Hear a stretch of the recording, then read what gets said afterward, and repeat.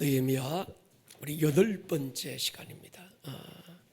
7장 드디어 7장을 넘어갑니다. 1절부터 5절.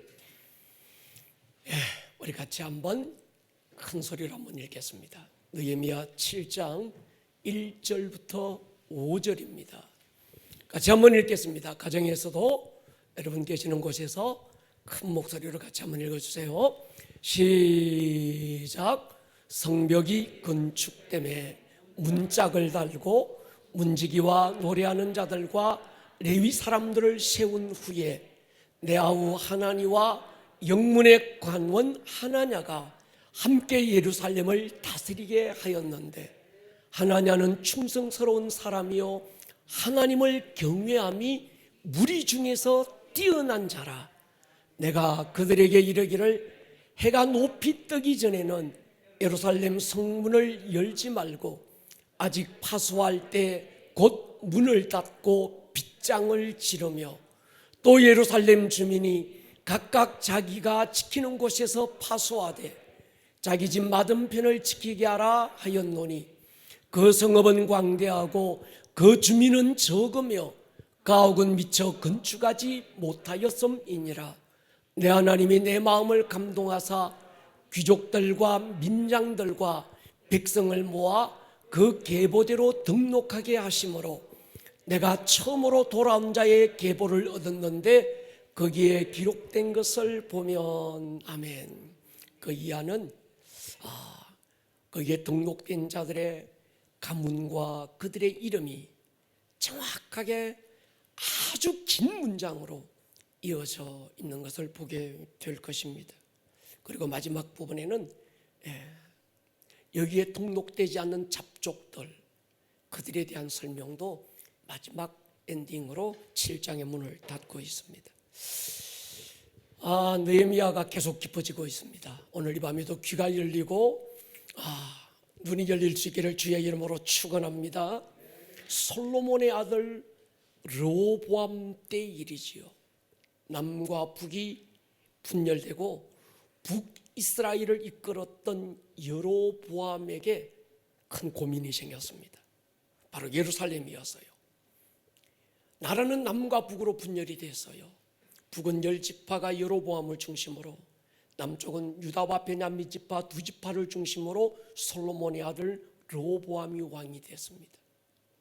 그런데 이 북쪽으로 갔던 여로보암에게 고민이 뭔가 하면, 백성들의 마음이 평소에는 괜찮은데 예루살렘 성전을 향한 그리움이 있는 거예요. 그리고 절기만 되면 남쪽 유다의 한복판에 있는 예루살렘으로 절기를 지키기 위해서 가고 있다는 게 늘 마음에 끄림칙함이 있었습니다. 그래서 이 여로보암이 계략을 꾸미지요. 베델에다가 금송아지를 만들고 레위 지파가 아닌 일반인들로 제사장을 세웁니다. 그때 하나님께서 분노하셔서 여로보암에게 선지자를 보냅니다. 그리고 하나님의 뜻을 대언하게 만들어요. 그날도 이 여로보암은 금송아지 앞에서 분향하고 제사를 드리려고 하는 그 타이밍에 선지자가 도착하지요. 왕상 13장 보면요, 2절 3절에 하나님의 사람이 제단을 향하여 여호와의 말씀을 외쳐 이르되, 제단아 제단아 여호와께서 이같이 말씀하시기를 다윗의 집에 요시야라 이름하는 아들을 낳으리니 그가 내 위에 분향하는 산당 제사장을 내 위에서 제물로 바치고 사람의 뼈를 내 위에 사르리라. 그날에 그가 징조를 들어 이르되 이는 여호와께서 말씀하신 징조라. 징조가 뭔가 하면 제단이 갈라지고 그 위에 재가 쏟아질 거라고 예언을 합니다. 쉽게는 지금 인간의 생각과 방법으로 만들어진 이 제단, 금송아지를 하나님처럼, 하나님이 정하신 레위인이 아닌 일반인을 제사장으로, 그리고 임의로 자기가 만든 이 제단은 하나님이 기뻐하지 않는 제단이라는 거예요. 그러면서 하나님께서 이 제단을 무너뜨릴 것인데, 제사를 집례했던 제사장들의 뼈가 부서져서 제단 위에 살라질 거다, 무서운 저주를 던지지요. 그 징조가 일어나는데 지금 제단이 부서지고 재가 쏟아질 거라는 거예요. 그러니까 이 선지자의 말이 떨어지기가 무섭게 멀쩡하던 베델의 그 제단이 두 조각이 나고 재가 쏟아졌습니다.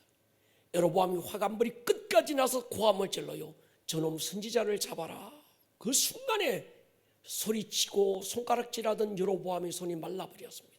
말랐다라는 말은 뭔가 하면 쉽게는 뇌졸중, 어떤 그런 중풍병이라고 생각하면 좋습니다. 그러니까 한쪽 수족이 문어처럼 흐느적거리게 된 거예요.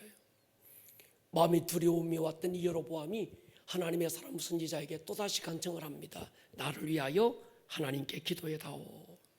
하나님의 사람이 기도하니까 여로보암의 손과 발이 멀쩡하게 돌아옵니다.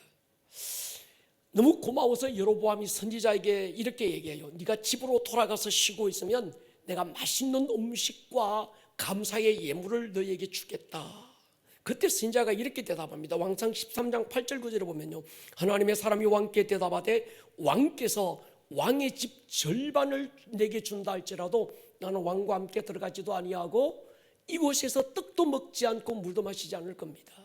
9절에 보면 이는 여호와의 말씀이 내게 명령하여 이르시기를 떡도 먹지 말고 물도 마시지 말고 왔던 길로 되돌아가지 말라 하였음입니다. 여기까지만 읽으면 굉장히 멋지고 은혜롭지요. 그런데 베델에서 일어난 이 사건이 쫙 이 북이스라엘에 소문이 나면서 북이스라엘에 살고 있던 늙은 선지자가 그 이야기를 전해 들으면서 변수가 일어납니다. 갑자기 늙은 선지자가 자기 아들에게 나귀의 안장을 지우라고 말하고 자기가 지금 어떤 그 여로보암에게 와서 선포했던 그 선지자를 만나러 가겠다는 거예요. 아마 지금 제가 전하는 이 스토리는 어젠가 그젠가 지금 우리가 성경을 읽었던 부분이죠, 그죠? 묵상하고 읽었던 부분이라서 쉽게 이해가 가리라고 생각합니다. 하나님이 보낸 남쪽 유다에서 올라왔던 이 선지자가 상수리 나무 아래서 쉬고 있을 때 늙은 북이스라엘의 선지자가 그를 만나서 이런 제안을 합니다. 나와 함께 우리 집으로 가자. 내가 당신을 위해서 음식을 준비하겠다.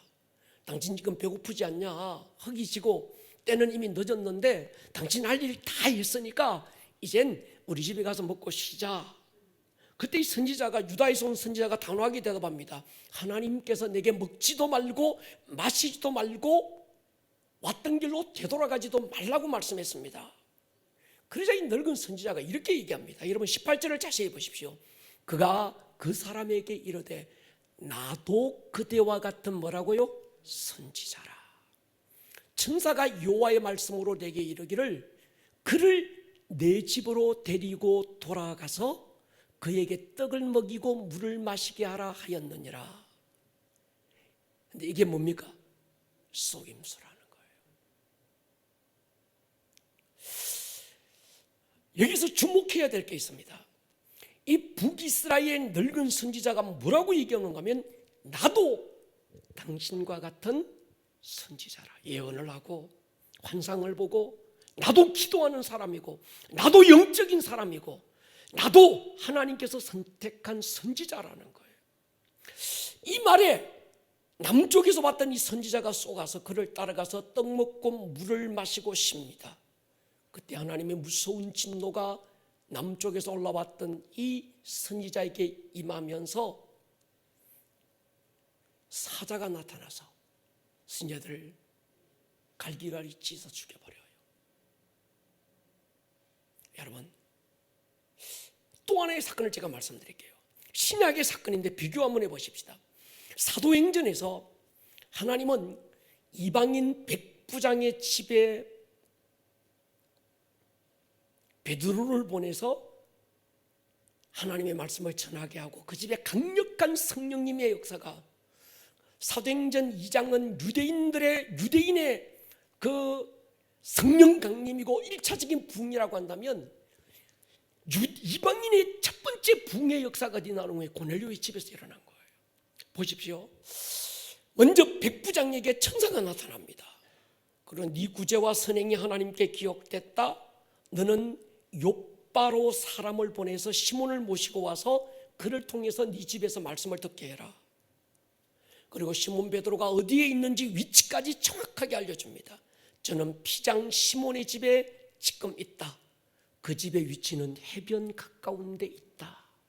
그것까지 가르쳐줘요. 시몬 베드로가 한편 이 욥바에 있는 시몬 베드로가 새벽 기도 후에 배가 고파서 음식을 먹으려고 할 때 갑자기 환상이 열렸어요. 큰 보자기가 하나 내려오는데 그 안에 온갖 짐승들이 다 들어있습니다. 하늘에서 음성이 들려요. 먹어라. 똑같은 겁니다. 먹어라. 그때 베드로가 이렇게 대답합니다.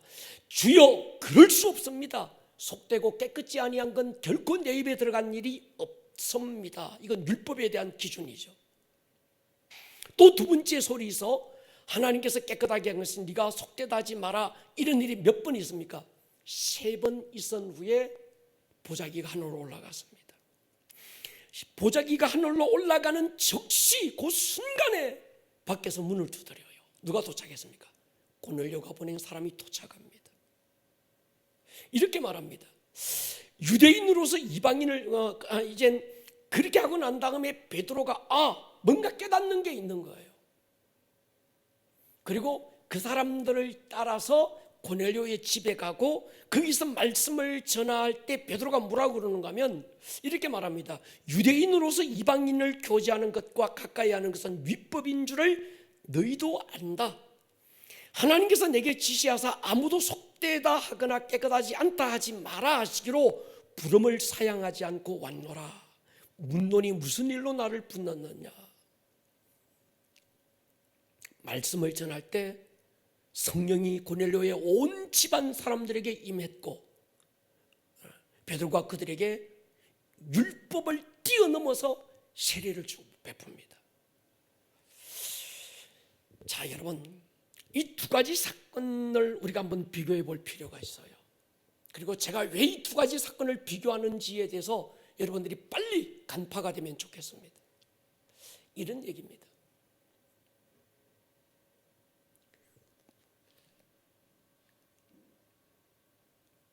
구약에 그 선지자가 실수한 게 뭡니까?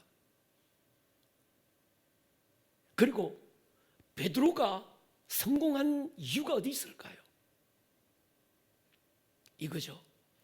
지금 보면 여러분, 하나님이 요즘 제가 그 얘기하잖아요. 우리 교회의 이 기도의 시즌에 하나님께서 하나님의 말씀이 풀리는 시기라고. 동의하십니까? 하나님의 말씀이 풀려오고 주의 음성이 정말 과거 어느 때보다도 왕성하게 풀어지는 때가 지금입니다. 근데 이때 우리가 기억해야 될 게 있어요. 하나님이 나에 대한 어떤 말씀을 하실 때는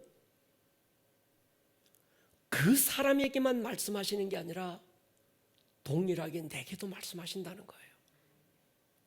구약의 그 선지자가 하나님께서 먹지도 말고 마시지도 말고 왔던 길로 되돌아가지도 마라 그랬다면 자기가 들은 건 그 음성입니다.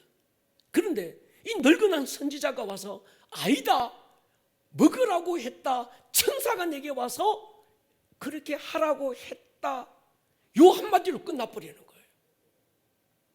정말 그 말씀이 진짜였고 그 늙은 선지자에게 했던 그 얘기가 진짜 나를 향한 하나님의 뜻이었다면 선지자는 물었어야 됐어요. 하나님, 진짜입니까? 하나님의 뜻이 진짜입니까? 근데 묻지를 않아요. 하나님의 선지자다, 나도 예언을 하는 자고 나도 영적 세계를 경험하고 있고 나도 주님의 마음이 내게 부어지고 있는 자고 나도 들을 귀가 있어서 주의 음성을 듣고 있는 자라고 하는 여기에서 쏘가버린 거예요. 베드로는 어떻습니까? 철저하게 분별하라. 만약에 베드로에게 그 보자기에 쌓인 환상을 통한 주님의 음성이 그에게 들려오지 않았다면 베드로는 아마 고넬료가 보낸 사람을 따라갔을까요? 안 따라갔을까요? 안 따라가는 거죠.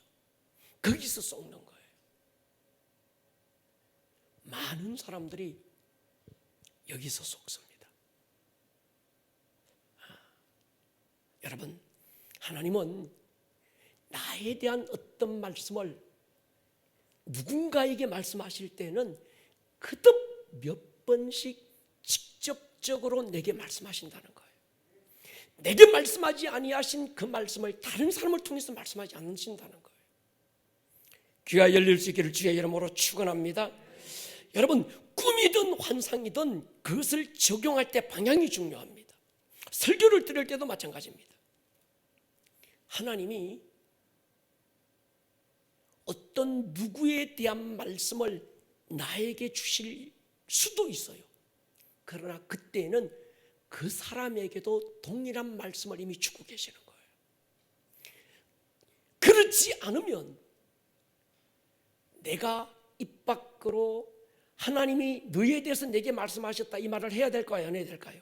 안 해야 되는 거예요. 속을 수 있는 거예요. 그러니까 직접적으로 우리가 하나님의 이 기도의 시즌, 하나님의 말씀이 풀어지는 이 시즌에 우리가 분별해야 될 건 뭔가 하면 하나님의 음성은 나를 통해서 다른 사람에게 말씀하시는 게 아니라 거의 대부분은 99.99%는 나에게 말씀하시는 거다. 아멘 하십시다. 그게 꿈이든 그게 환상이든 아니면 그게 어떤 하나님의 어떤 징조든 그것을 보고 우리가 방향을 잡을 때 나에 대한 말씀으로 받아야지.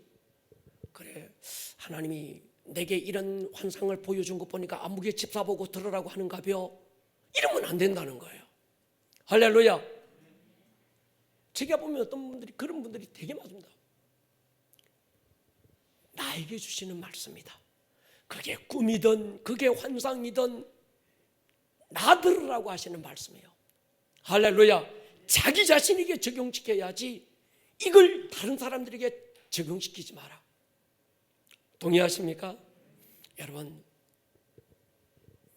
간혹 다른 사람들, 특히 영적 리더들에게는 그런 걸 말씀하실 때가 있어요. 그러나 그때에도 그 사람에게도 하나님은 동일하게 말씀하셔요. 저도 하나님께서 제게 그런 영감과 은혜를 주실 때 있지만 그 사람이 직접 그 음성을 듣고 깨달을 때까지 저는 말 안 씁니다.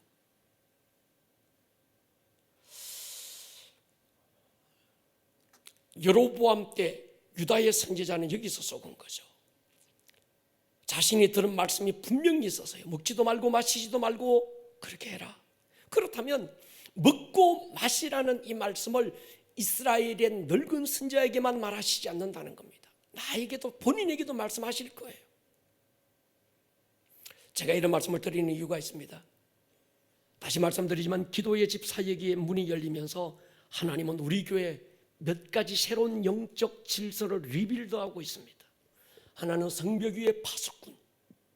이제 우리 교회는 그저 인천 땅 논현동 오봉산 자락에 세워진 몇몇 소수의 사람들끼리 우리끼리 오손도손 하나님의 뜻 가운데서 서로 기도해주고 나누어 먹고 그러자고 세워진 교회가 아니고, 하나님께서 이 도시를 위해서, 할렐루야, 이 시대 하나님께서 우리 아름다운 꿈의 교회를 통해서 하시고 싶으신 하나님의 뜻이 있어서 인천이라는 성벽 위에 우리 교회를 세우셨다.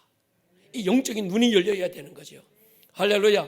그렇습니다. 여러분 보십시오. 인천이라는 이 도시가 얼마나 아름답고 하나님 보시기에 굉장히 좋은 영적 유업이 있는 도시입니다. 우리나라의 복음이 처음 들어왔던 도시고, 나라와 민족이 절체절명의 순간의 위기를 만났을 때 나라와 민족을 구했던 도시가 바로 여기고, 하늘과 땅이 열리는 도시가, 바다가 열리는 도시가 여기고, 무엇보다 전 세계를 허브할 수 있는 송도 국제도시가 인천에 있는 도시입니다.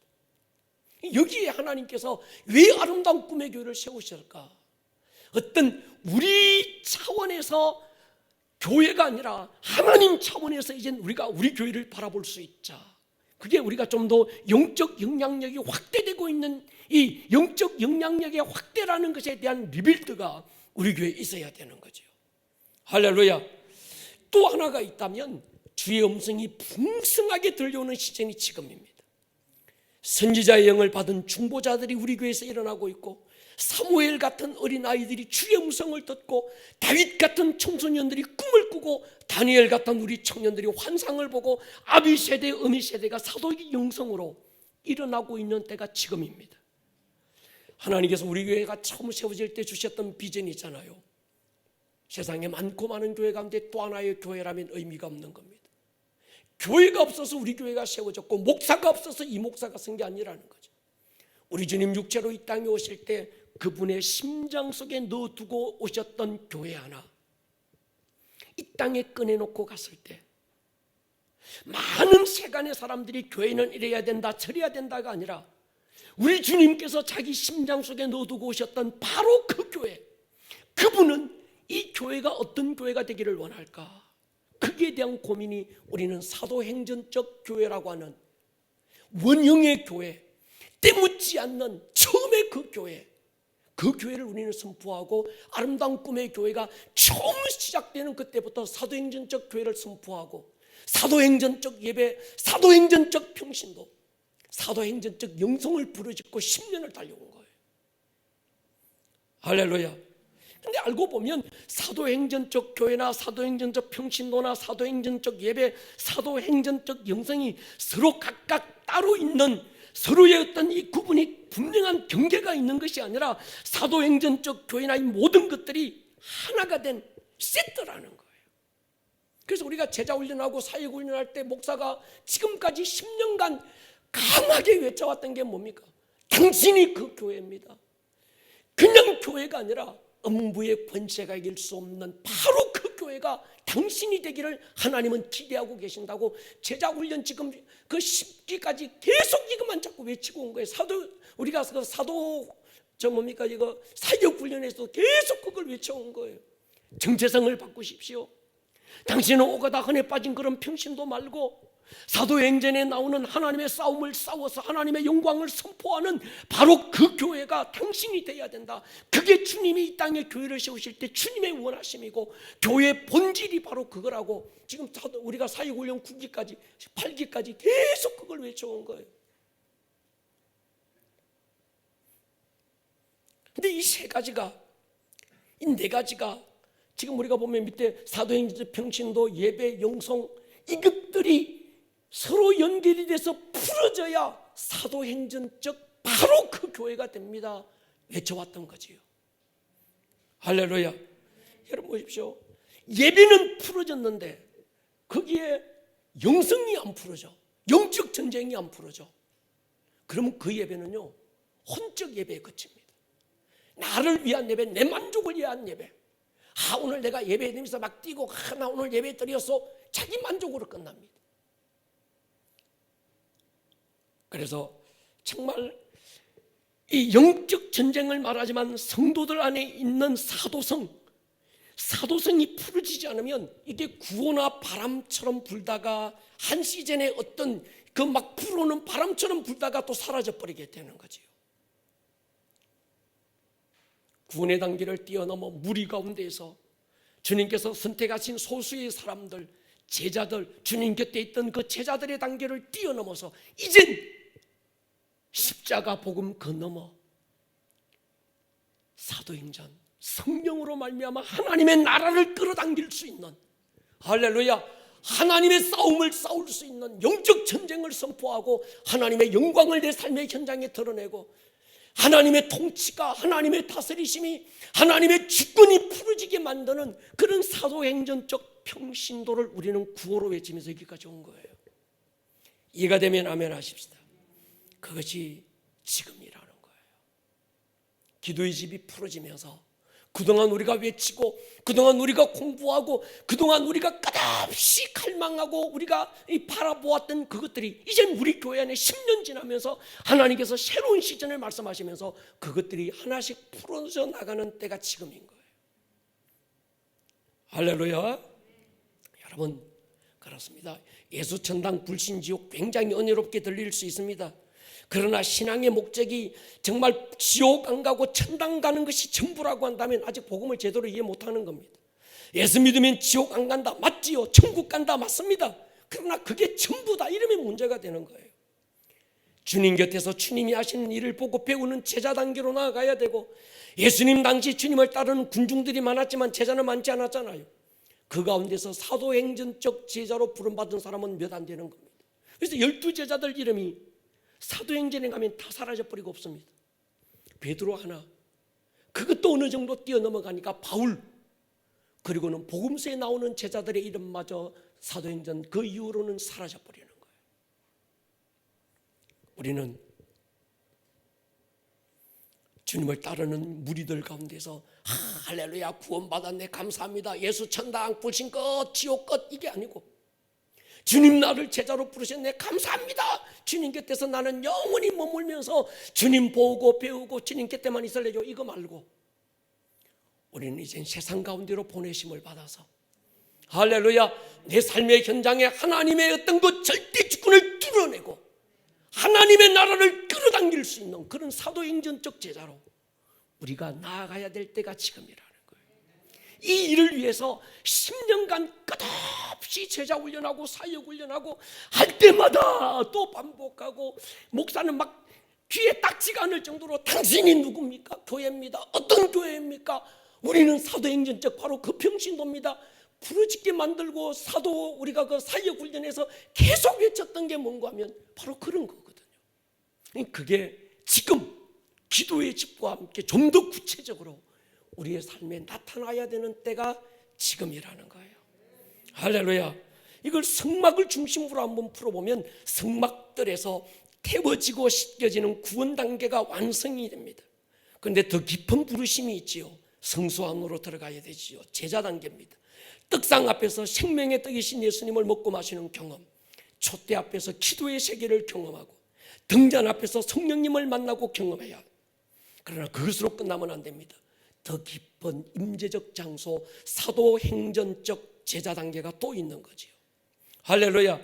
그렇습니다. 여러분, 지성소 안에서 하나님의 임재 앞에서 주님을 얼굴로 만날 수 있는 더 깊은 영적 세계, 언약궤 안의 돌판 앞에서 하나님과 관계, 첫 번째 돌판, 두 번째 돌판, 이웃과 나와의 관계를 다시 확인하고 점검하고, 만나 한 조각 들고 공급하시는 하나님을 우리는 경험해야 되고, 하나님 난 무엇을 마실까 먹을까 입을까 고민하지 않습니다. 나는 하나님의 나라와 의를 구할 것입니다. 할렐루야. 그러면 나머지 만나는 하나님이 책임지고 공급하시는 이걸 경험해야 되는 거예요.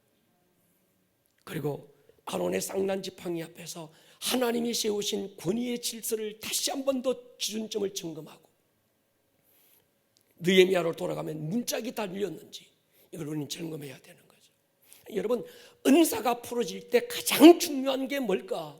기준과 질서입니다. 영적 세계는 기준이 분명하고 질서가 분명해야 합니다. 혼란과 무질서는 마귀의 특성입니다. 많은 사람들이 이 기준이 희미하니까 신천지에게 넘어가고 무속신앙으로 넘어가고 신비주의에 빠져버리는 거예요. 한국교회가 이만이라고 하는 늙은 거짓선자에게 속아서 수많은 사람들이 이 유다에 온 선지자처럼 하나님께 버림받는 그 성도들이 얼마나 많느냐는 거예요. 어떻게 보면 기가 막혀요. 말도 지대로 못하는 저걸 진짜 하나님이라고 믿나? 근데 영적으로 미혹되는 거라니까요. 이만희가 늙어가지고 힘이 빠져가지고 말도 못하는 그 사람이 재림 예수라고 믿고 그 사람이 성령님이라고 믿고 하나님이라고 믿는다니까. 우리 안 믿지만. 할렐루야. 여러분, 여기서 눈을 떠야 되는 거예요. 은사가 풀어질 때는요, 우리는 두 가지 기준, 할렐루야, 그 다음에 영적 질서가 분명해야 합니다. 그런 의미에서 느헤미야는 정말 분별력 있는 리더였습니다. 산발랏 도비아가 공갈치고 협박할 때 조금도 흔들리지 않습니다. 봉하지 않는 봉투 그 편지 보여주고 거짓 소문 퍼뜨리고 있지도 않은 일들 막 지어서 만들어서 여기저기 막 일어나게 만들고, 느헤미야의 마음에 두려움을 심어주고, 네 나만 없는 끝이야. 내 손에 네가 있어. 내가 한번 입 벌리면 너는 끝이야. 이 두려움을 심어주는 거예요. 그런데도 느헤미야가 흔들리지 않습니다. 오직 주님의 음성을 듣고 서는 거예요. 그것도 안 되니까 이젠 교회 안에 스마야 같은 절친 제사장, 나름 주의 음성을 듣고 영적 사역을 하고 있다는 선지자들을 미혹해도 느헤미야가 뭡니까? 흔들리지 않는 거예요. 주님이 내게 말씀하지 아니하시면 나는 안 간다는 거예요. 동의하십니까? 균형 있는 영성이 필요합니다.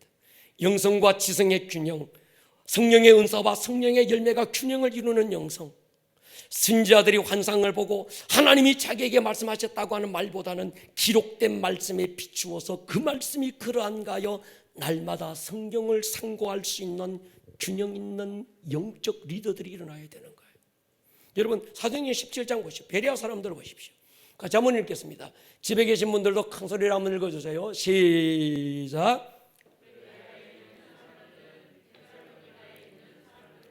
더 너그러워서 간절한 마음으로 이것이 그러한가 하여 날마다 성경을 사모하고, 간절한 마음으로 말씀을 받지만 그 말씀이 그러한가 하여 어디서 확인합니까? 성경에서 확인하는 거예요. 자, 다시 느헤미야로 돌아가 보면 계속 반복합니다. 느헤미야 1장부터 3장까지는 부르심에 대한 순종을 결단하는 느헤미야. 그래서 뭘 준비해야 되는지 철저하게 준비하고 기도하고 금식하고 몇 개월간 기도로 준비하고 난 다음 4장에는 뭡니까? 부르심을 향해 달려가잖아요.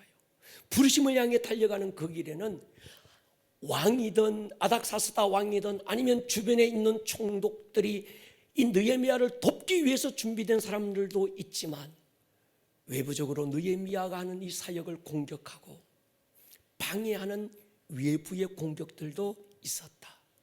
그게 4장입니다. 5장에는 외부의 공격만 있는 게 아니라 내부적인 공격도 있었다. 그게 뭡니까? 성전 안에서 하나님의 일을 한다는 사람들에서 막 같은 백성들끼리 막 일어나는 거예요. 6장에서는 이게 극으로 치달으면서 성벽이 거의 마무리될 지경에 이르가니까 6장에서는 뭡니까? 안과 밖에서 한꺼번에 막 공격해 들어오는. 그런데 그 순간에도 느헤미야가 정신 바짝 차리고 지시하는 게 뭡니까? 이 모든 공격을 받는 이유를 다시 설명하면서 한 가지를 설명해요. 문짝을 달자. 따라합시다. 문짝을 달자. 그래서 7장 1절로 딱 들어오면서 문짝이 달렸다라고 얘기하면서 느헤미야가 두 부류의 사람을 세웁니다. 하나는 성문을 지키는 문지기, 그 다음에 예배자들과 레위인들이 세워지는 거죠. 문지기와 노래하는 자들, 레위인들은 똑같은 사람입니다. 다 예배를 섬기는 사람들이죠. 그리고 2절에는 충성스러운 느헤미야의 동생 하나니와 하나님을 경외하는 유다에 다스리는 사람들. 다시 말씀드리면 첫 번째는 문지기 노래하는 자들, 그 다음에 레위인들은 하나님을 예배하는 레위인들을 세우고, 그 다음에는 하나니와 하나냐 같은 충성된 신실한 다스리는 자들, 유다인들을 지금 세우는 거예요. 전에도 이 말씀을 드렸습니다. 하나님께서 영원히 없어지지 않는 두 지파가 있다. 그게 누구라고요? 레위 지파와 유다 지파다. 예레미야 33장 보십시오. 17절 여호와께서 이와 같이 말씀하시니라. 이스라엘 집에 왕위 앉을 사람이 다윗에게 영원히 끊어지지 않는다. 이건 다스리는 자, 유다인들을 말하죠. 유다 지파. 내 앞에서 번제 드리고 소제 사르고 다른 제사를 항상 드릴 레위 사람 제사장들도 끊어지지 않는다. 12지파 가운데서 하나님이 영원히 보존하고 하나님께서 하나님의 내일의 역사를 위해서 끊어지지 않도록 하나님께서 딱 두 지파를 하나님께서 보존하시는데 레위인과 유다인들. 지금 느헤미야가 성문짝을 달면서 바로 세운 사람들이 두 부류의 사람을 세우는 겁니다. 우리 교회가 이 리빌드 시즌에 저는 이 두 지파, 정말 하나님을 마음껏 예배하는 우리의 다음 세대들이 나기를 주의 이름으로 축복합니다. 그러나 이들과 함께 하나님의 일을 이루어갈 신실하고 충성스러운, 세상 가운데서 다스리고 세상 가운데서 하나님의 주권을 드러내고 세상 가운데서 내 삶의 현장에서 하나님의 통치를 드러내고 살아계신 하나님을 보여줄 수 있는 이 유다 지파의 사람들이, 어미 아버지의 세대들이 우리 교회 가운데 리빌드 되는 시즌이 지금으로 선포합니다. 할렐루야. 근데 그 결정 핵심적인 게 뭔가 하면 문짝 하나였습니다. 문짝 하나. 그래서 6장에서는 문짝이 아직 달리지 않았다라는 것으로 하면서 문짝이 달리지 않는 그 결과가 어땠는지, 안팎으로 막 우겨 싸움을 당하고 원수들이 협박하고 안에서 막 이 제사장들과 이 선지자들이 이세벨의 영향을 받으면서 속아서 막 함께 공격해오고 막 이런 일들이 왜 일어나느냐? 6장 1절에 보면 문짝이 안 달렸다는 거예요. 그리고 7장 1절에 와서는 비교하면서 이제 문짝이 달렸다. 그리고 문짝이 달리면서 그 결과가 어떠했는지, 예배가 세워지고, 할렐루야. 조금 더 나가면 예배가 세워지면서 그 안에서 영적인 풍성함이 세워지고, 스룹바벨과 함께 돌아왔던 1차로 돌아왔던 그 사람들의 가문과 명단을 하염없이 적어갑니다. 우리가 이게 성경 통독하다 보면 그 부분이 오면 지겹습니다. 혀도 잘 안 돌아가고 발음도 안 되는데 왜 그렇게 사람들의 이름을 누구 외 몇 명 쓰고 말면 되는데 하나하나 기록한 이유가 뭘까? 조금 이따 제가 말씀을 드리려고 그럽니다. 여러분, 문짝은 이렇게 중요합니다. 문짝이 달리지 않으면 예배가 안 열립니다. 동의하십니까? 내 삶의 영적 권위에 대한 이 질서가 세워지지 않으면 예배가 더 이상 세워지지 않습니다. 세상에서 다스리고 지배할 수 있는 유다 지파의 영적 부요가 열리지 않는 거예요. 이런 유다 지파와 그 다음에 레위인들, 이 노래하고 문 지키고 레위인들 하나님 앞에 예배하는 이들이 어떻게 세워지는가 하면 문짝이 달려야 이들이 바르게 사는 거예요. 그전에도 있었습니다. 그전에도 레위인들은 있었고 그전에도 선지자들이 있었습니다. 있었지만 문짝이 이게 없으니까 이들도 끊임없이 속는 거예요. 스마야가 속았습니다. 제사장인데 속는 거예요. 돈에 매수되는 겁니다. 이세벨에게 속는 거예요. 당시 선지자들이 압살롬의 영에게 생포돼가지고 또 속는 겁니다. 그러면서 하나님이 세운 느헤미야 영적 리더를 또 공격하는 거예요. 왜 그러는가 하면 문짝이 안 달렸다는 거예요. 오늘 여러분, 아름다운 꿈의 교회가 기도의 시즌이 열리면서 우리가 다시 한 번 더 보아야 될 게 있습니다. 우리의 다음 세대들이 아름다운 예배자로 일어나고, 하나님께서는 이들뿐만이 아니라 우리 어미 세대, 아비 세대들을 통해서 이들이 활이 되고 우리의 다음 세대를 화살로 삼아서 이 시대 가운데 하나님의 영적 전쟁을 선포하고 빼앗긴 하나님의 영토를 정복해 들어가려고 할 때 가장 먼저 해야 될 일이 있습니다. 문짝을 달아야 되는 거예요. 아멘 하십시다. 예, 가정에서 말씀을 듣고 있는 여러분들도 아멘 할 수 있기를 축복합니다. 예, 제가 이게 좀 유튜브로 확인을 해봐야 되는데 아멘 하나 안 하나. 예. 여러분, 문짝이 없는 신앙은 안 됩니다. 문짝이 끼어져 버린 인생 굉장히 위험합니다. 내 잘난 것 같고 나는 내 똑똑한 것 같지만 보호의 은혜가 없는 거예요. 지붕이 없는 거예요. 들어오는 것도 있는데 나가는 것도 많아. 깨닫는 것도 있는데 대부분 쏘가버리는 거예요. 리빌드, 우리에게 주신 이 시즌의 키워드인데 무너진 것을 다시 세워라. 첫 번째가 다윗의 장막, 기도의 집입니다. 하나님은 무너지고 퇴락한 다윗의 장막, 그리고 그 다윗 세대를 다시 지어 일으키고 싶어 했습니다. 결과로 하나님께서 새로운 시즌을 선포하시고 눈을 열어주신 것이 기도의 집 다시 세워져서요. 두 번째 다시 지어 일으켜야 될 것, 외부로부터 공격, 불화살들로부터 보호해야 될 성벽이죠. 그래서 이스라엘이 바벨론에서 첫 번째로 스룹바벨을 중심으로 돌아왔던 사람들은 가장 먼저 그들이 성전을 리빌드합니다. 그 다음에 느헤미야를 통해서 성벽이 리빌드되고, 성벽이 없는 성전은 적의 노출에 항상 공경에 노출되어 있는 거예요. 우리 교회도 그렇습니다. 기도의 집이 리빌드되고 있고 성벽이 리빌드되어야 됩니다. 이 리빌드 시즌에 주신 말씀이 느헤미야입니다. 참 신기한 게 있어요. 제가 정말 같은 영성과 같이 끼어있는 몇몇 목사님들을 만나서 얼마 전에 교제를 했는데, 누가 짠 것도 아니고 서로 말을 맞춘 것도 아닌데 그분들은 하박국을 강의했고 그 다음에 바로 이어서 느헤미야를 강의하더라고요. 그러니까 이게 그 다음에 바로 하는 게 뭔가 하면 우리 교회처럼 영적 전쟁이 선포되고 있는 거예요. 누가 뭐 말을 맞춘 것도 아니고 한 것도 아닌데 신기하게 이 영적 흐름들이 그렇게 흘러가고 있는 거예요. 할렐루야. 그렇습니다. 여러분, 성전도 잘 세워졌고 성벽도 완공됐습니다. 그런데 결정적인 문짝이 달리지 않아서 찾아오는 고난들이 너무 많습니다. 전에도 말씀드렸지만 성경에서 문은 권위의 상징이죠. 고대 근동의 성문 앞에서 왕이 법령을 선포하고 재판하고 백성들을 만나주는 자리가 있습니다. 제가 지난 이스라엘을 갔을 때 텔단 아래 성터 성문 앞, 그게 보니까 왕이 앉는 자리, 그게 어떤 한 멋진 사나이가 선글라스를 끼고 앉아있는 사진을 제가 보여드렸어요. 이삭을 바치는 아브라함에게 하나님이 약속한 게 있습니다. 대적의 성문을 차지할 거다. 대적의 성문, 마귀의 모든 권위를 빼앗고 그의 머리를 밟아버리는 것. 성문은 머리 같은 거거든요. 권위거든요. 예수님은 십자가와 부활 사건을 통해서 창세기 22장 아브라함에게 하신 약속을 성취합니다. 그리고 대적의 문을 닫을 그 권세를 마태복음 16장 18절에 보면 베드로의 신앙 고백 위에 내 교회를 세우겠다 말씀하시면서 교회에게 음부의 모든 권위를 닫아버릴 수 있는 영적 부여를 주신 거예요. 아무 교회나 주신 게 아니죠. 사도행전적 영성과 사도행전적 평신도, 사도행전적 예배에 대한 갈망이 있는 우리 교회에게 그 고난을 주신 줄로 믿습니다. 그런데 이 시대 비극은 성전이 세워지지 않은 것도 아니고 성벽이 없는 것도 아닙니다. 비극은 성문이 없는 거예요. 권위 자체를 부정합니다. 부모나 리더를 통해서 자녀 세대계로 흘러가야 될 영적 아름다운 유업들이 얼마나 많습니까?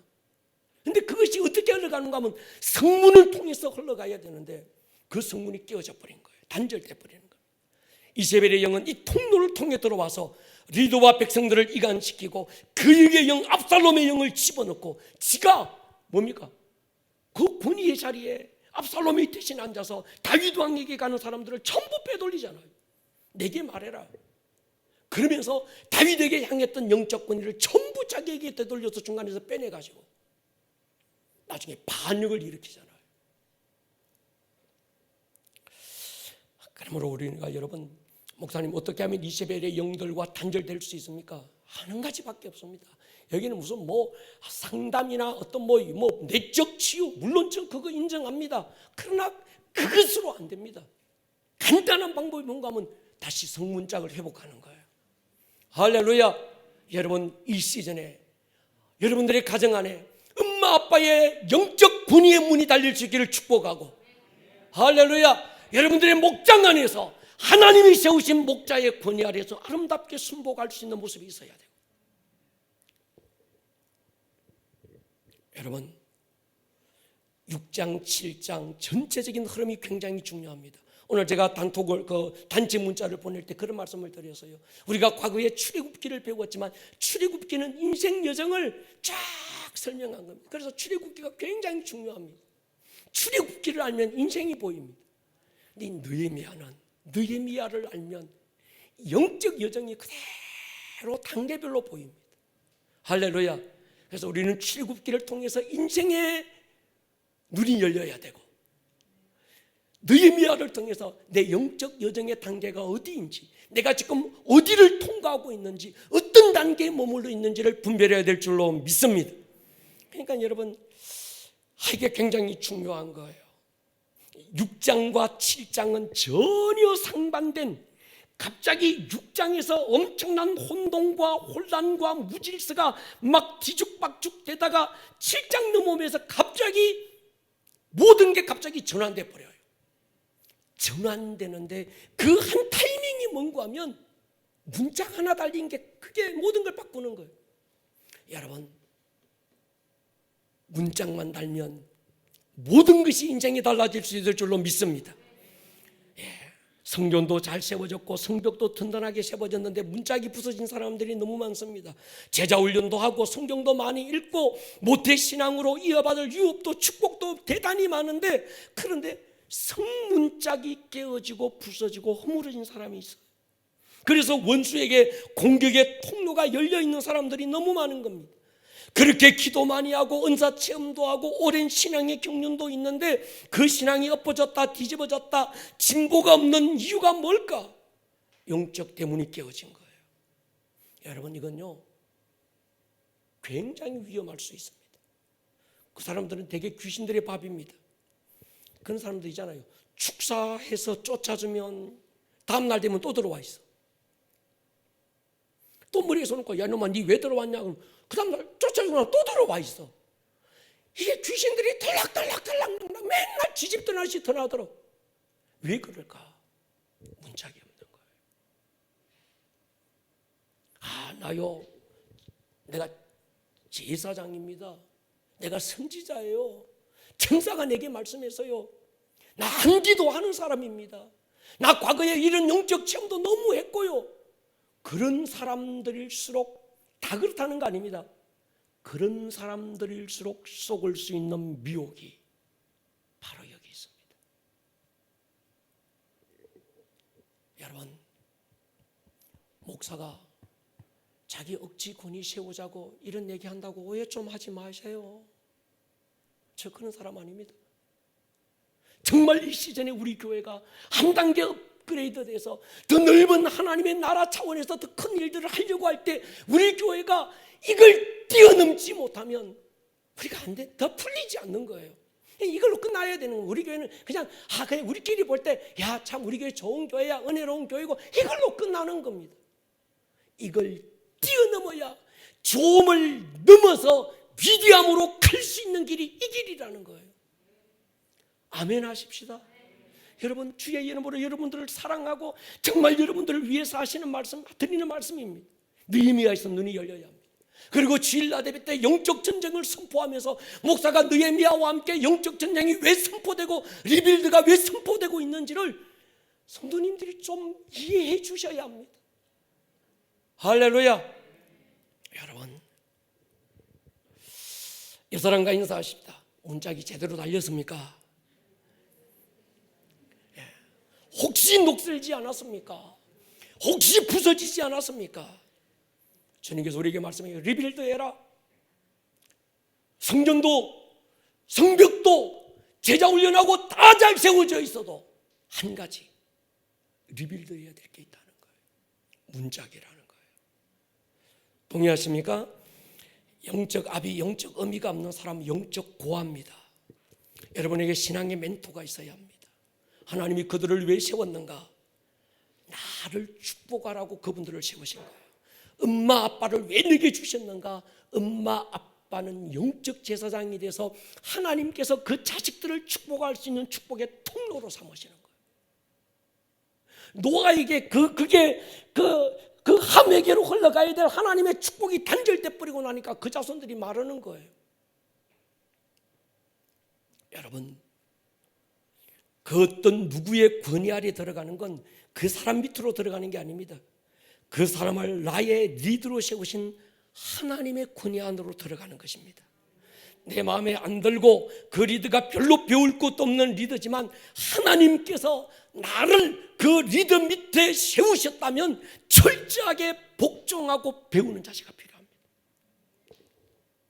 이게 훈련이 안 된 사람은 좋은 리더로 절대 쓰지 못합니다. 내 위에 있는 리더에 대한 그 정확한 팔로십이 되지 않는 사람은요, 하나님이 그 사람을 절대로 좋은 리더로 세우지 않는다는 거예요. 여러분 보십시오. 여러분의 자녀들을 위해 기도할 때 하나님 내 자식 그저 막 다윗 같은 사람 되고 주여 막 이런 다니엘 같은 사람 되고 그래서 이름도 데이빗, 이름도 조슈아, 이름도 막 요셉 이름도 막 지어주고 영어 이름도 지어주고 그러는데 여러분 그것보다 더 중요한 게 있습니다. 다윗이 철저하게 사울의 리더십 밑에서 어떻게 순종했는지를 배워줘야 되는 거예요. 할렐루야. 여호수아가 모세의 리더십 아래서 수종자 여호수아로 어떻게 살았는지를 가르쳐줘야 되는 거예요. 요셉이 자기 형들이지만 자기를 죽이려고 했던 그 형들이지만 마지막까지 그 형들의 영적 권위를 인정하고 그걸 배워줘야 되는 거예요. 굉장히 중요한 얘기입니다. 그래서 기도할 때 하나님 내 아들이 탑 리더가 되게 해주십시오. 기도하는 것도 중요하지만 그러나 하나님 내 아들이 누군가의 그 리더십 밑에 있을 때 아름다운 팔로십을 배우게 해주십시오. 내 자식에게 좋은 멘토를 붙여주십시오. 좋은 리더를 붙여주십시오. 무조건 리더 되게 달라고 기도하지 마세요. 좋은 팔로가 안 되는데 어떻게 좋은 리더가 됩니까? 좋은 따르는 걸 힘을 못 배운 사람이 어떻게 좋은 이끄는 힘을 배우겠냐는 거예요. 하나님은요, 내 마음에 안 드는 그 리더고 별로 내게 유익이 안 되는 그 리더 같지만 그 리더 밑에 세우셨을 때는 그 리더를 통해서 나에게 흘러오는 아름다운 영적 유업이 있는 거예요. 할렐루야. 그 통로가 막히면 안 되는 겁니다. 근데 우리는 자꾸 그 사람의 권위 아래에 들어가면 내가 자꾸 그 사람 밑으로 들어가는 줄 착각하는 겁니다. 여러분, 내가 그 사람의 리더 밑으로 들어간다고 그래가지고 그 사람 밑에 들어가는 게 아니라 우리는 그 리더를 보는 게 아니라 그 리더 밑에 나를 세우신 하나님을 보는 거예요. 할렐루야. 그러니까 여러분, 내 마음에 별로 안 들 수 있어요. 배울 게 별로 없는 리더처럼 보일 수 있습니다. 그렇지만 우리는요, 철저하게 그 리더 배후에서 나를 이끄신 주님의 권위와 주님의 그 섭리를 볼 줄 모르면 굉장히 위험한 리더가, 그 사람이 리더가 되면 굉장히 위험한 리더가 될 수 있습니다. 보십시오. 모세가 없는데 어떻게 좋은 여호수아가 일어날까요? 엘리야가 없는데 어떻게 엘리사가 일어날까요? 바울이 없는데 어떻게 좋은 디모데 같은 그 영적 지도자가 일어날 수 있을까요? 저는 그렇게 믿습니다. 최고의 자산은 돈과 환경이 아니다. 할렐루야. 최고의 자산은 내게 좋은 리더가 있는 거예요. 그러나 좋은 리더, 안 좋은 리더는 내 잣대로 구분하지 말고 하나님이 세우셨다고 하면 그 권위를 인정하고 그 앞에서 순종하는 법을 배워야 돼요. 특별히 우리 다음 세대 여러분들의 자녀들에게 이게 철저하게 가르치셔요. 그러지 않으면 그게 한계가 옵니다. 문짝이 없는 인생인데.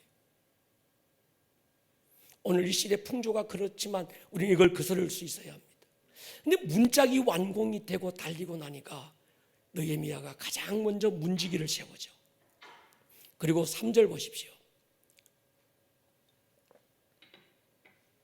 한 가지를 지시합니다. 해가 높이 뜨기 전에는 성문을 열지 마라.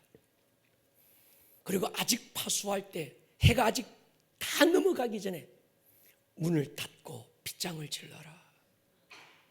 또 예루살렘 주민이 각각 자기가 지키는 곳을 파수하되 자기 집 맞은편을 철저하게 지키라. 문을 열어야 될 때와 닫아야 될 때, 문이 없었다면 열어야 될 때가 어디 있고 닫아야 될 때가 어디 있어요? 안이나 밖이나 똑같지 뭐. 열어놔나 닫아놔나 아무 소용이 없는 거죠. 원수들이 들락날락하고 한 번씩 귀신이 지나가다가 다 만지고 이 귀신 터치했다가 저 귀신 건드렸다가 그냥 맨날 귀신 밥이 돼가 있는 거예요. 나름 자기는 똑똑하고 나름 잘난 것 같은데 굉장히 위험한 거라는 거예요. 그래서 느헤미야가 해가 지기 전에 문 닫고 해가 다 중천에 뜨고 나거든 그때야 문 열으라는 겁니다. 외부적인 산발랏 일당, 내부적인 스마야 일당들이 서로의 정보를 교환할 수 없도록 그 통로를 차단합니다. 여러분, 그렇습니다. 닫아야 될 때가 있고 열어야 될 때가 있는 줄 믿습니다. 닫아야 될 때, 닫아야 될 상황에서는 철저하게 빗장을 지르고, 그러나 열어야 될 때, 열어야 될 방향을 향해서는 마음껏 자유하게 주님의 역사가 이루어질 수 있도록 열린 통로가 될 수 있기를 주의 이름으로 축원합니다.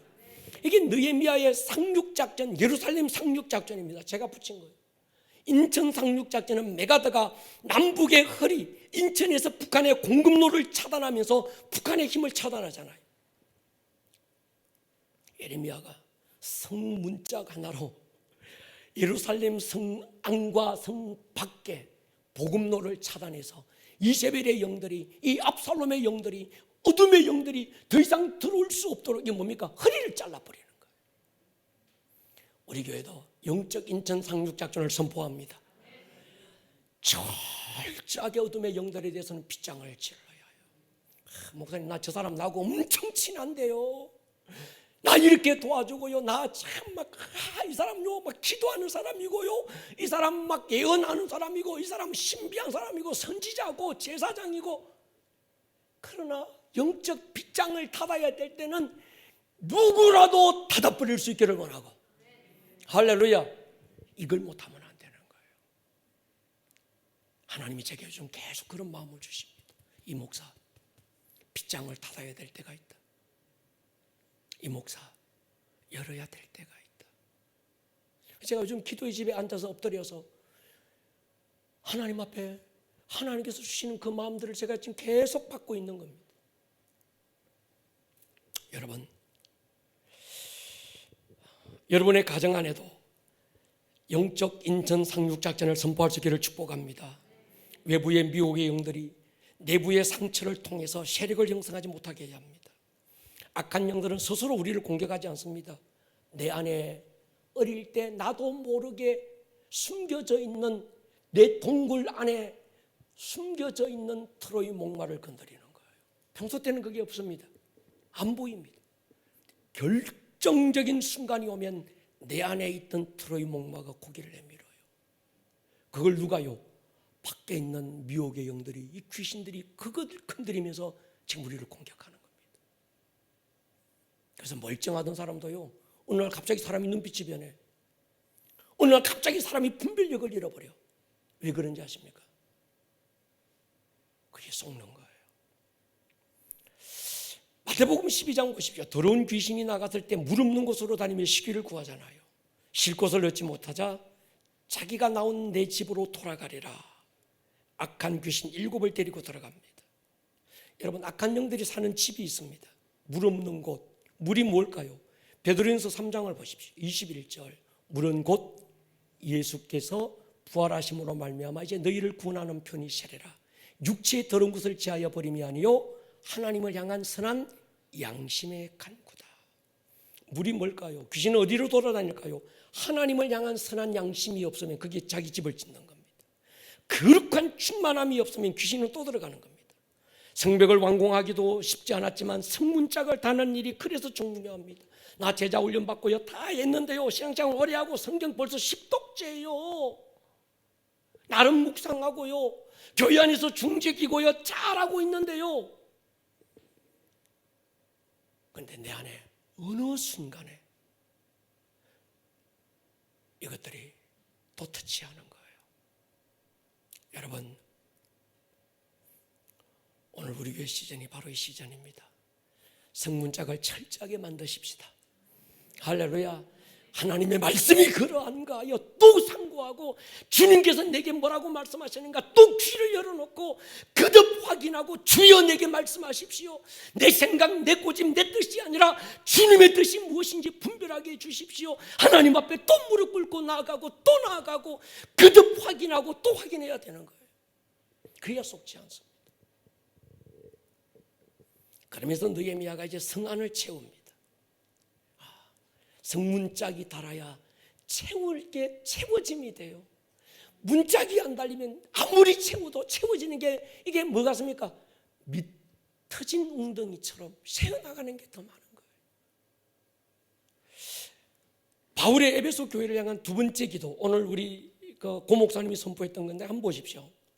그의 영광의 풍성함을 따라 성령으로 말미암아 너희 속사람을 능력으로 강건하게 해주십시오. 믿음으로 말미암아 그리스도께서 너희 마음에 계시고요, 너희가 사랑 가운데 뿌리가 박히고 하나님의 모든 충만한 것으로 충만하기를 구한다. 여러분, 이 기도는 에베소서 1장에서 바울의 기도가 먼저 선포되고 1장의 기도가 완성되고 난 다음에 이제 뭡니까? 내적인 것들이 바울의 기도를 통해서 채워지는 거예요. 1장에서 뭐라고 그럽니까? 하나님, 저들에게 지혜와 계시의 영을 주십시오. 하나님을 알게 해주십시오. 마음의 눈을 열어서 부르심의 소망이 뭔지, 저들 향한 하나님의 기업의 풍성함이 뭔지 주님 알게 해주십시오. 믿는 자에게 베푸신 하나님의 능력의 지극히 크심이 어떤 것인지 하나님 알게 해주십시오. 여기가 열리고 나니까 그 다음에는 내부를 채우는 겁니다. 성령으로 속사람이 능력으로 강건하게 해주십시오. 믿음으로 예수 그리스도가 저희 안에 계시기를 원하고, 할렐루야, 지식에 넘치는 그리스도의 사랑을 알아 높이와 너비와 깊이와 크기가 그리스도의 모든 충만하신 것이 저들 안에 충만하게 채워지기를 원한다. 할렐루야. 이게 기도의 순서인 겁니다. 시간이 없으니까 조금 넘어가겠습니다. 여러분 7장에서 문짝이 달리면서 이젠 본격적으로 예루살렘 성 안에 리빌드되고 있습니다. 성문이 달리니까 그때부터 뭡니까? 철저하게 안과 밖이 나누어지고 육신의 것과 영적인 것들이 구별되고 이세벨의 영향력이 끊어지는 거예요. 레위인들을 세우고 노래하는 자들, 문지기를 세우고 예배를 위해서 부름받은 자들이 예배가 확 리빌드되고 세워지고,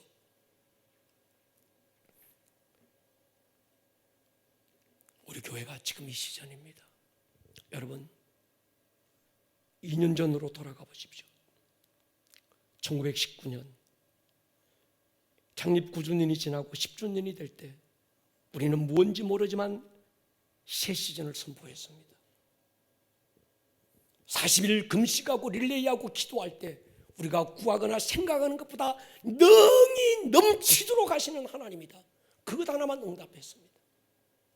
그런데 그는 그게 그저 외적인, 그때 우리가 공간이 부족했으니까 교회 건물 크게 지어가지고 하나님께서 우리에게 엄청난 숫자적인 부흥을 주시려고 하나 보다, 그래서 땅을 샀습니다.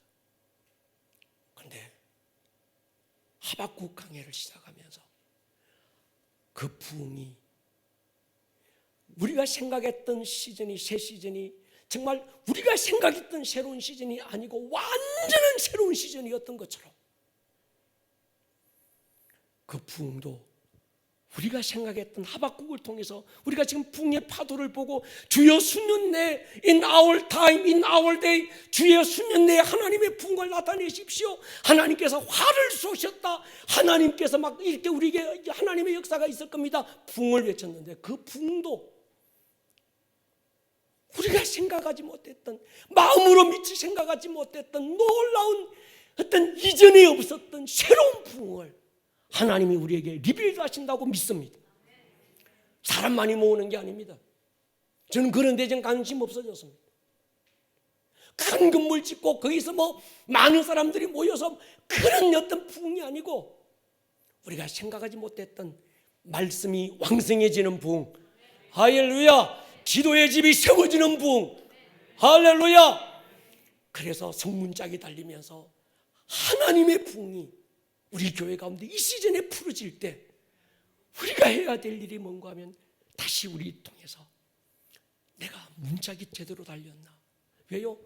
이 시즌에 공격해오는 영적 원수가 얼마나 교묘하게, 제가 얼마 전에 그랬잖아요. 저에게 지금 불어오는 이 영적 이 대적들의 바람이 얼마나 큰지, 자다가도 두려워서 섬찟섬찟해서 막 일어날 때가 제가 한두 번이 아닙니다.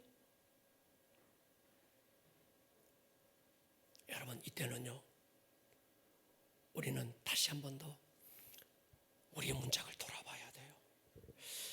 내가 이 문짝이 제대로 달렸나 돌아봐야 되는 거예요. 이 단계를, 문짝을 다는 단계를 뛰어넘지 못하면 우리는 느헤미야 6장에서 7장으로 절대 넘어갈 수 없습니다. 아무리 여름이 길어도 가을로 갈 수가 없습니다. 그 시즌을 통과해야 다음 시즌으로 넘어가는 거예요. 근데 제가 보니까 많은 영적인 사람들이, 목사가 볼 때 이야 저 사람은 기도도 많이 하고 저 사람은 은혜 체험도 많이 하고 성품도 정말 토막 가운데 토막처럼 좋고 정말 저 사람은 좋겠다 싶은데 이걸 못 뛰어넘는 사람이 있어요. 그 한계에 묶인 사람이 있습니다. 결정적인 순간이 오면 그게 무너지는 거예요. 그래서 더 진보가 없어요. 여러분 우리가 이 부분을 해결하십시다. 할렐루야. 가정 안에서는 이 문제를 해결하세요. 여러분 자녀들이여 이 문제 해결하세요. 할렐루야. 목원들이여 목자들과의 관계에서 이 문제 해결하세요. 직장에서 여러분들과의 상사와의 관계에서 이 문제를 해결하세요. 할렐루야. 하나님의 권위를 보세요. 사람 밑에 들어간다 생각하지 마세요. 여러분 우리 아름다운 꿈의 교회는 이 목사 아래 들어가가지고 이 목사의 권위 아래 내가 복종한다. 여러분 천천만만 콩떡입니다. 그러지 않습니다. 하나님이 세우시는 거예요. 할렐루야. 우리가 이 시선을 놓쳐버리면 나도 모르게 어느새 합법적으로 이것들이 일곱 귀신들이 들어와서 나를 지배할 수 있습니다. 마지막 시간이 갔습니다만 보십시오. 64절 65절 7장을 끝내야 다음 주 우리가 8장으로 넘어가기 때문에 64절 보면 이 사람들은 계보 중에서 자기 이름을 찾아도 찾지 못했던 사람이 있습니다. 그러니까 63절까지는 쭉 누군가 하면 그 전까지는 5절 6절부터 시작해서 한 50몇 절을 사람 이름만 쫙 기록됐는데 그 사람들이 누군가 하면 1차적으로 스룹바벨과 함께 돌아왔던 사람들. 그래서 그들은 자기의 집을 짓기 전에 하나님의 성전을 세우는 일에 자기의 전부를 쏟았던 사람들. 느헤미야는 그들의 이름을 기억해 주는 거예요. 그들의 수고를 기억해 주는 거예요. 쫙 적고 그 다음에 이름이 없는 인간들이 있는 겁니다. 보니까 뭡니까? 이 느헤미야는 그들을 뭐하게 여깁니까? 부정하게 여겨 제사장의 직분을 행하지 못하게 하고, 총독이 그들에게 명령하여 우림과 툼밈을 가진 제사장이 일어나기 전에는 지성물을 거룩하게 구분된 물을 먹지 말라고 하나님, 이 느헤미야가 철저하게 경계를 세우는 겁니다. 여러분, 출애굽할 때도 이스라엘 백성들과 함께 따라 나왔던 잡족들이 있었습니다. 출애굽기 읽어보십시오. 신명기 읽어보면요, 그 애굽에서 이스라엘 백성들 60만 명이 나올 때 이스라엘 백성들만 나온 게 아니라 주변에 있던 잡족들이 함께 나왔고, 그들이 평소에는 몰랐는데 물이 없고 떡이 없고 결정적인 순간이 오니까 이 잡족들이 영향력을 주는 거예요. 그래서 하나님의 백성들이 원망하고 불평하고 함께 그들의 마음을 지키지 못하고 모세를 대적하고 막 했던 일들이, 그 출발이 누군가 하면 잡족들이 한 거예요. 잡족들. 여러분, 61절 보십시오. 그 멜델라와 델하르사와 또 그 그룹과 앗돔과 인멜로부터 올라온 자가 있으니 그들의 종족이나 계보가 이스라엘에 속하 있는지는 증가할 수 없으니 그들은 덜라야 자손과 누구 이름이 나옵니까? 도비야 자손이 나오는 거예요. 여러분, 도비야가 왜 그랬을까요? 도비야가 잡족이었어요. 왜 도비야가 산발랏과 함께 느헤미야를 그렇게 공격했습니까? 잡족인 거예요. 목적이 없는 거예요. 그냥 이스라엘 백성들이 간다고 하니까, 야, 나도 여기 뭐 지금 이 페르시아에 나도 별로 내 인생에 별로 뭐 그거 없으니까 뭐 쨍하고 해달랄 없는 것 같으니까 나도 저 인간들 따라서 한번 가보자 해가지고 엄격하게 따라온 사람들. 나머지는요, 자기가 왜 가야 되는지를 알고 하나님의 약속을 따라서 70년 후에 하나님께서 이런 일들이 있으리라 약속하신 그 약속을 따라 그동안 70년 동안 한 세대 두 세대가 그러면서 그 아비 세대로부터 정착하고 준비하고 이젠 좀 살만했는데 하나님의 약속이 있어서 그 모든 삶의 터전을 버리고 모든 것들을 희생하고 손해를 각오하고 스룹바벨과 함께 따라왔는데, 목적 없이 그냥 저들이 가니까 나도 한번 가보자 주변에 따라왔던 잡족들이 있는데, 그 잡족들이 도비야와 함께 누가 합니까? 느헤미야를 공격하고 하나님의 역사를 방해해 나가는 거예요. 선동하고 무리를 지어 일으키고. 이게 누가 하는 거면 잡족들이 지금 하고 있는 거예요. 여러분, 우리는 믿어도 잡족처럼 믿지 말자. 아멘 하십시다. 왜 내가 구원받았는지, 구원받고 하루를 왜 더 살아야 되는지, 공부를 왜 해야 되는지 목적이 있어야 되잖아요. 왜 아름다운 꿈의 교회 성도여야 되는지. 이 목사 좋아가지고 이 목사 설교원 했던데 교회에서 오면 그 사람은 반드시 잡족으로 물러날 수 있습니다. 이 목사가 아니라 하나님이 내게 주신 비전이 이 목사가 가진 비전하고 같으니까 온 거예요. 할렐루야. 이 목사 보고 온 게 아니라 하나님이 아름다운 꿈의 교회 여러분을 부르신 거예요. 할렐루야. 아름다운 꿈의 교회에 하나님이 당신을 장로로 삼았고 하나님이 권사로 삼았고 하나님이 집사로 삼은 거지, 이 목사가 삼았겠냐 이거예요. 아니지 않냐 이거예요. 우리가 하나님을 보지 못하면 얼마든지 우리도 아름다운 꿈의 교회 안에서 잡족처럼 될 수 있는 거예요. 아멘 하십시다. 여러분, 그렇습니다. 오늘 우리 느헤미야 7장을 건너면서 방향을 분명하게 합니다. 설교 줄인다 해놓고 길어져서 죄송합니다. 줄이려고 노력 한번 해보겠습니다만, 주일 예배 때는 굉장히 많이 줄이고 있는데 철야 때는 지금 이 느헤미야가 어쩔 수 없습니다. 여러분, 문짝을 점검하십시다. 그리고 다시 한 번 더 왜 아름다운 꿈의 교회 집사여야 되는지를 다시 한 번 더 목적을 다시 재설정하십시다. 할렐루야. 왜 살아야 되는지, 왜 구원받았는지 이 방향을 놓치지 말아야 해요. 그러지 않으면 나도 모르게 도비아 자손이 되고, 도비아는요 그 자식들까지 도비아 자손이라고 만들어버려요. 문제잖아요. 이게 영적 영향력이라고 하는 겁니다. 시간이 없으니까 여기서 끝내겠습니다. 여러분 머리를 숙여보십시다.